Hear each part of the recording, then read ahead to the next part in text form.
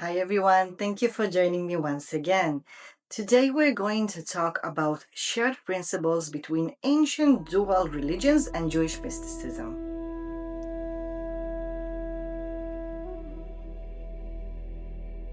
Within Jewish mysticism, we can find very ancient ideas of dual principles that guide the person in his or her spiritual work within this world. Ancient spheres such as the Persian Empire, we know that were many Gnostic or dual cultures.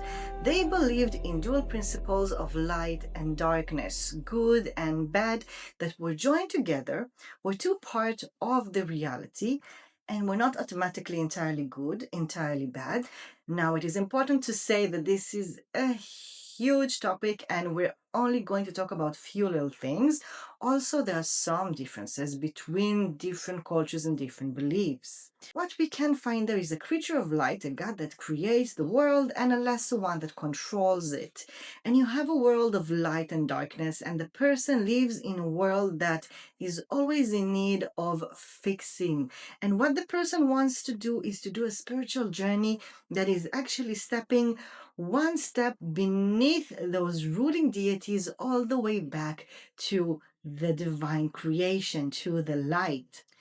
Within Jewish mysticism, the person lives in a world where you have the good and the bad, the light and the darkness. In creation, you have pieces that fell into this world that makes it less than perfect. And the way to fix it is with spiritual journey of praying, doing good things, meditating. And in the world of spheres of different heavens, you start in the material world and you can climb up those spheres all the way to the divine. Now, in those worlds, you have a variety of very powerful creatures.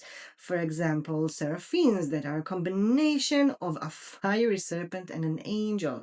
That, if you're doing your true spiritual work, will allow you to go up to the divine, but if not, they will block your way. The Gnostic world in some of the cultures is looking at this world as an upside down tree, meaning our world is at the upside down side of the top of the tree.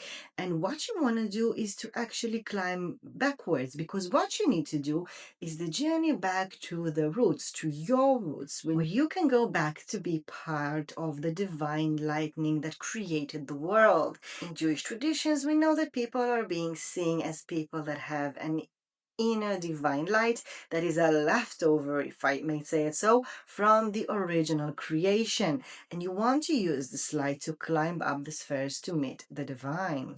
Now, in neither of these spiritual cultures, nothing is totally good or bad. For example, in some of the occults in Gnostic world, you can actually find creatures from the world of light descending into the world of darkness, meeting a lot of entities that are not automatically good or bad. They can be both. And some of them even integrate, they marry within each other, and they have children that are part of both worlds, walking around the world creating miracles. In Jewish mysticism, this is a bit more complicated to track, but you can find theories such as the shell of Venus, meaning the star of Venus has a shell which is a leftover from this creation, but it's not exactly good or bad. It represents a choice. It has either the potential to be good or bad, and you can decide how you want to live your life. Do you want to step into the side of light or into the side of darkness? The Shekinah, for example, when she is descending to earth, she needs to pass through this shell of Venus, meet the ancient serpent, and materialize herself so she can come into this world and birth abundance into our reality.